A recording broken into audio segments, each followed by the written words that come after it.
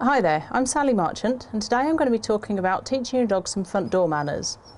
If your dog rushes out ahead of you through the front door, it's not a dominance thing. Most of the time simply because the outside world is an interesting place and fun for most dogs. The difficulty is this can be dangerous. If your dog rushes out to the front door, there could be cars, there could be bikes, there could be other animals, cats around, or if there's someone out there that is scared of dogs, this can cause a major issue if your dog rushes out to greet them. So we want to teach our dog some manners by the front door. So I'm going to teach Jessie here that she's not allowed to cross this threshold until I say that she can. So I'm going to start off, every time I come up to the front door, she's going to be on lead. Even if that's just to greet the postman, to take in a parcel, or to go out for a walk, or to get in the car to go to the vets, every time she's going to be on lead. So I bring her up to this space, and I step out. Now I'm going to use the lead to actually keep her in the house. Good girl. And she can have a bit of a fuss, and she can have a few treats. Good girl. Good girl. Very nice. And then I can step back in and continue to praise her in here. Good girl. Good girl. Now you can use some sort of command. You can use wait or stay, but you can just do it without a word to tell them to stay. You can just teach them this is always what you do at this area. And then we need to teach her some sort of release word, a specific word that means, okay, you can come out of the front door.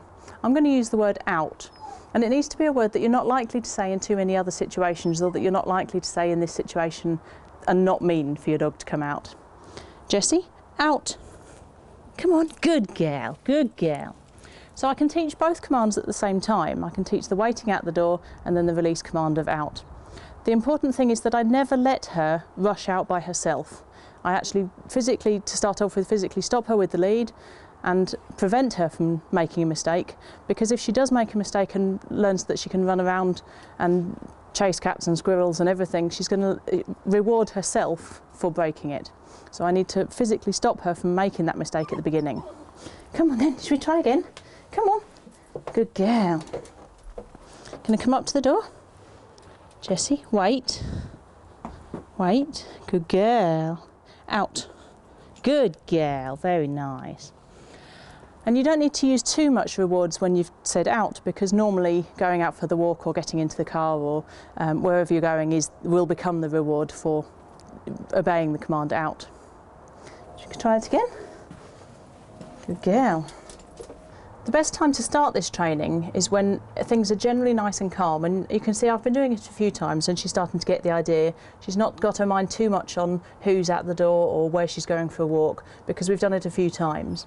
So start when they're nice and calm. Make sure they've been to the loo so that they're not needing to go out to the toilet, because that's not fair to make them wait and to expect them to concentrate when they're needing to go out to the loo. And when they're getting the idea, that's when you can start to add in more distractions. So then you can do it every time that you go out for a walk or that you've got someone at the front door. The next step, once you've got to there, once they're starting to get the idea that they're going to be staying there, is you can start to hold the lead for security purposes, but don't actually use it to control them. So we'll bring her up to this threshold. Jessie, come this way. Come this way. Good girl. And I'm going to try and just encourage her without using that lead. So wait there. Good girl. Ah. Come on, back in, back in. So if they make a mistake and come out, simply bring them back inside again. Good girl. But I don't want to use this lead too much. I want to start fading it out. Good girl. Good girl. Out. Good girl. And again. Come on then. Up you get. Shall we try again? I'm going to wait there. Good girl. That's very nice. Good girl. And remember, this is the point to praise them for. They get the praise for waiting here.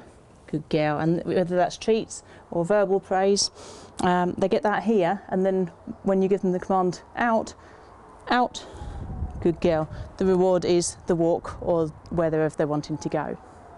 The most important thing with this training is consistency. You have to do this every single time you cross this threshold with your dog. But not only you, but your husband, wife, children, grandparents, nanny, babysitter, anyone who's crossing this threshold with the dog needs to keep the dog in here. You wait there, good girl. Good girl, rewards them, and then gives the same command, out. And that they never let the dog cross that threshold without going through that little process. It soon won't become too big a deal. It will soon become fairly routine to just ask your dog to wait for a couple of seconds, and then you can give the out command. It's best to start training this early. So Jessie here is 5 months old. Perfect time to start her learning this, and they can start from the moment you get them home. You can do this with adult dogs as well. It might take a little while longer. Just keep consistent and you will succeed. So the point I want to get to is that I can walk out the front door and know that my dog is standing inside the house nice and safe. And you don't need to reward every time. In fact, you want to slip down to just a simple good girl every now and then. The other thing you can do is start to test the dog a little bit. So Sandy should know this and should be fairly good.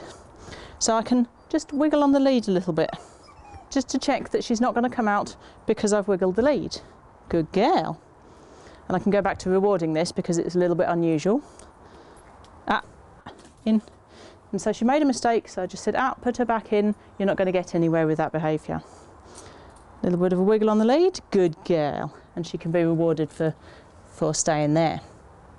Other distractions could be asking people to run past, or having visitors to the door, or even doing strange things like jumping up and down yourself, just so that the dog learns that no matter what you do out here, whether you're accepting a parcel for someone, whether you're paying for the milk, it doesn't matter. That's where they stay, and they stay with their feet there. Good girl.